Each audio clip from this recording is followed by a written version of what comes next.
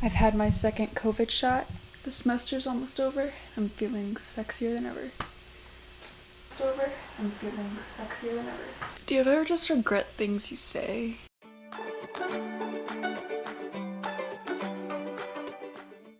Hey, it's Jay. Welcome back to my channel. Today I'm gonna do a book tag. I'm doing the English major book tag, which was created by Hannah over at Snow White Reader. I will put her channel and her original video down in the description along with the questions, so make sure to subscribe to her.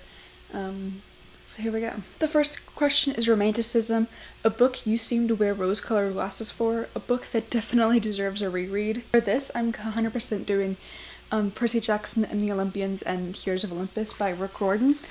I'm currently finishing up the last couple books in Trials of Apollo, but after later this week or next week, my boyfriend and I are gonna read.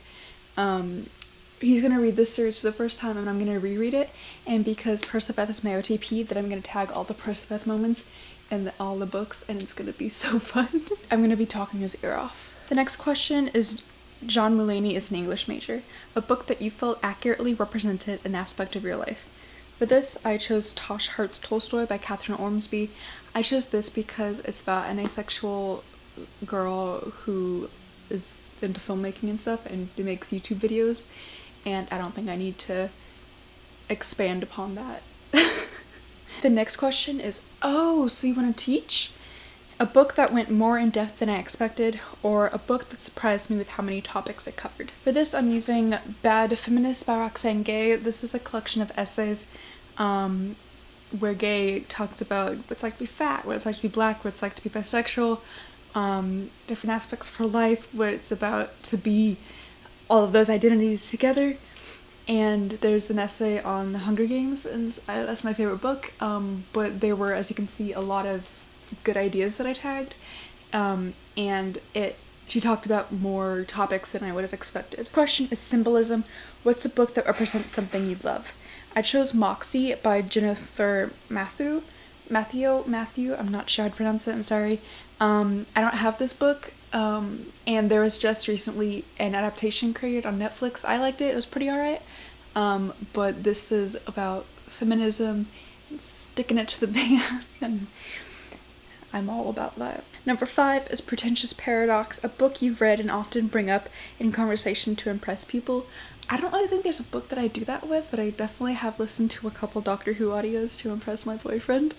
So I'm gonna go with that. The Art of BS, a book that you feel you could debate about for eternity. This one's kind of weird, but I'm choosing Mockingjay by Suzanne Collins. A lot of people, this is their least favorite book in the Hunger Games, which fair. But a lot of people also just don't like it. Like, I love this book. It's not the best book in the world, but I think it doesn't deserve all the slander that some people give it. And I could defend it for ages about the PTSD representation, the writing itself, how it was set up, how PETA how he was brainwashed and how he slowly came back and stuff. I could defend all that for ages. Your favorite old white writer. A book that you know hasn't aged well that you either love or hate. I gave this book 5 stars, but it's not my favorite. I just thought it was really good the first time I read it. And that is Ready Player One by Ernest Cline.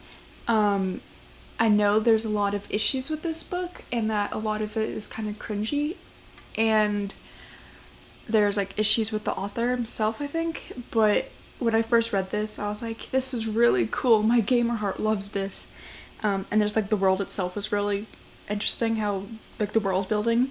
But looking back, I can recognize the issues that are in there. Dark Academia, a book character you love but know in your heart you wouldn't get along with. That's gotta be Luxa from Gregor the Overlander, the Overland Chronicles, the Underland Chronicles, by Suzanne Collins. Luxa is was a warrior princess, and that's pretty badass, but she's very egotistical at times, and I don't like people who are egotistical, and I feel like that would really grind my gears, and I wouldn't be able to stand her very long. The last question is a bonus question. It's what's your favorite and least favorite book you've read for class? My favorite is Their Eyes Were Watching God by Zora Neale Hurston. This is an amazing book. I read this for my women in literature class, and such good writing. I love Janie and what's his name? Tea Cake? Oh god, that makes me look bad. Like I think they're really sweet together, and there are some really good quotes. Like there are years that ask questions and years that answer. And my least favorite is Lord of the Flies by William Golding. I hate that book.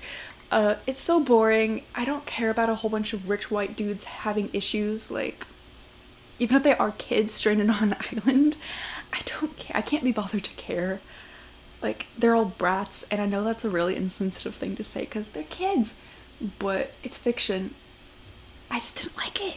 So that's all I've got for today. I tag Mason from the GD256 and G from a study in GG like I almost always do. I'll put their channels down in the description, so make sure to check them out, as well as Hannah, who again is the creator of this tag.